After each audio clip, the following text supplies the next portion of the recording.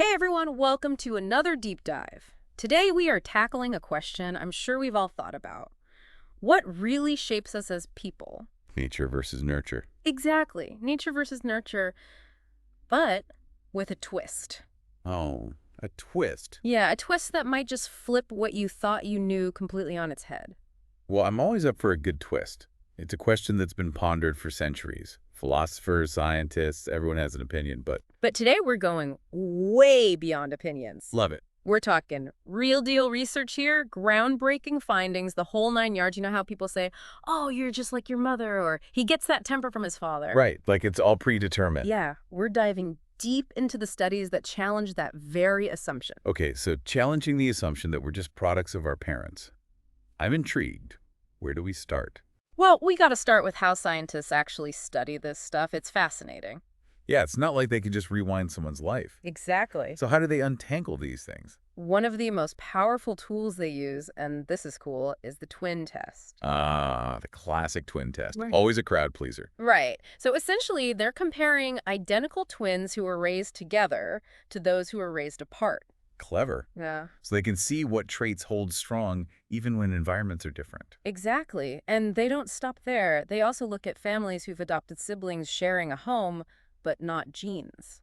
Right. Another really smart way to isolate the impact of genes versus environment. Okay, so they're comparing all these different sibling groups. What's the verdict? We'll get this. What they found is really surprising. Sharing the same environment, growing up under the same roof, doesn't have a big impact on adult personality. Hey, seriously, you're telling me all those years of sharing a roof, meals, bickering over the remote All those childhood memories. doesn't really shape us in any lasting way? That seems to be the case. Now, this isn't to say that our upbringing doesn't matter at all, but But it's not the be-all and end-all it's often made out to be. exactly. And get this. The research actually suggests that our peers, our friends, our classmates, they might actually be much more influential than we ever imagined. Wow, okay. That's a huge perspective shift. So while we might feel like our parents made us who we are, It's our childhood friends who are the real architects. the research is pointing in that direction. Wow, that is fascinating, and definitely not what most people expect to hear. Right. So where does this new perspective come from? How do we even begin to understand it? Well, it's all based on a revolutionary theory, group socialization theory. Okay, group socialization theory. I'm intrigued, but I also need some convincing. Fair enough. I mean, it's a lot to take in. So to understand this whole thing, we have to address another question that often comes up. If it's not our parents' fault that siblings turn out so different. Which we are saying it's probably not. Right. Why aren't they more alike? After all, same family, same environment. Same gene pool most of the time. Right. So are they just like different species of the same tree? Like that saying, same family, different zoo. Exactly. So are we saying those differences within a family, those different experiences, they don't really matter that much either? That's what the research seems to suggest. And it leads us to this groundbreaking GS theory. Okay, bring on the groundbreaking GS theory. I'm ready. Okay, so lay it on me. What is this GS theory and why is it such a big deal? So GS theory, it basically says that our peers are the real MVPs when it comes to shaping our personalities. Yeah, Those friends, those classmates, even those in crowds we encounter as kids, those are the real architects. they have a huge impact. Much bigger than we thought. So it's less about the family dinner table and more about the cafeteria lunch table. Pretty much. See, GS theory says that kids, even from a young age, they're hardwired to want to belong, to fit in. Makes sense. Everyone wants to be part of the group. Right. And so we instinctively start categorizing ourselves and others into these groups. Could Yeah. be age, gender, shared interests, really anything. Okay, so we form these groups, but I think a lot of people would say, okay, so what? It seems kind of superficial, right? Like, No. how does that actually shape who we become? It's way more than just superficial stuff. It goes much deeper. GS theory says there are two major things at play in these groups: assimilation and differentiation. Okay, I'm going to need you to break those down for me. Assimilation, Hmm. that's the pressure to fit in, Mhm. You adapt to the group's norms, start using their slang, copying their behavior. Yeah, you start dressing like them. Exactly. Even their beliefs. It's all about belonging. Think about teenagers. Suddenly it's not cool to listen to the same music your parents do. Yeah. Gotta have that in playlist. You got to fit in. Right. And then you've got differentiation. This is where we try to stand out within the group. So it's like, okay, I want to be in this group, but I also want to be my own person. Exactly. You might adopt the group's overall style, but you still want your own little niche. So it's this push and pull between wanting to belong, but also be an individual. Exactly. And these forces, they're at work our whole lives, shaping how we see ourselves, how we interact with everyone. You mentioned this applies even at a really young age. Any examples of that? Absolutely. Think about how kids, without any adults even knowing, have passed down games, rhymes, traditions for generations. That's true. No one's teaching them that stuff. It just gets passed down. Right. It shows how powerful these group dynamics are. Even when we're little, it makes you wonder if anything's really changed. So we're saying these groups, they have a profound impact, maybe even more so than family. That's what the research suggests. Okay, so how does this GS theory change our understanding of, well, everything? Like, what about parenting styles?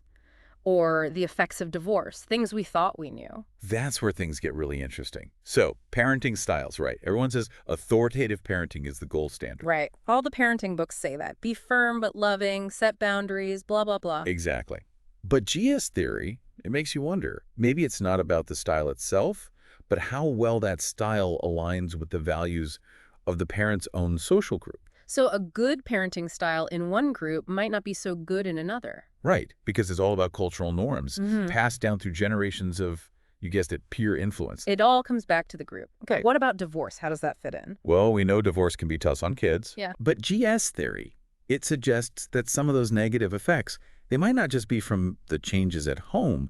It could be the disruption of social networks, schools, friend groups. Having to make new friends, yeah. Exactly. It can really mess with a kid's sense of belonging, their self-esteem, often more than the home environment itself. Okay, so we're really shaking things up here.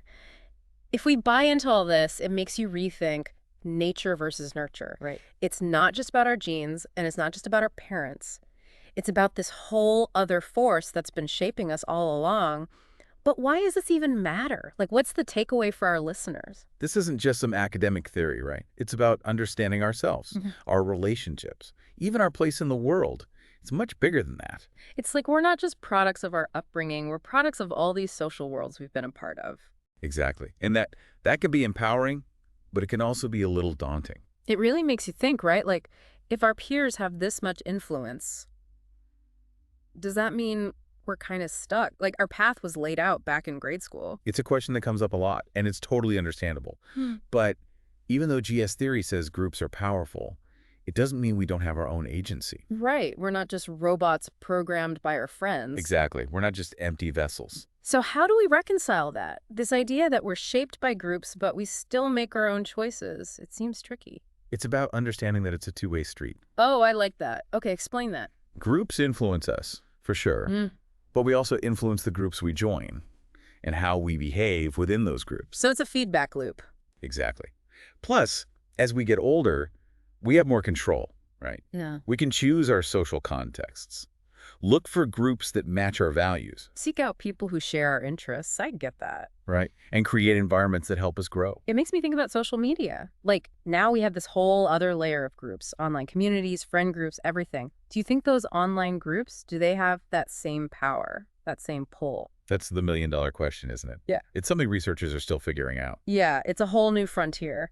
But it does make you wonder if it's tapping into those same instincts, that same drive to belong. The drive to fit in, the drive to stand out, it's all connected. It's kind of mind-blowing. This whole web of connections, online and offline, makes you realize how important it is to be choosy about the groups we're part of.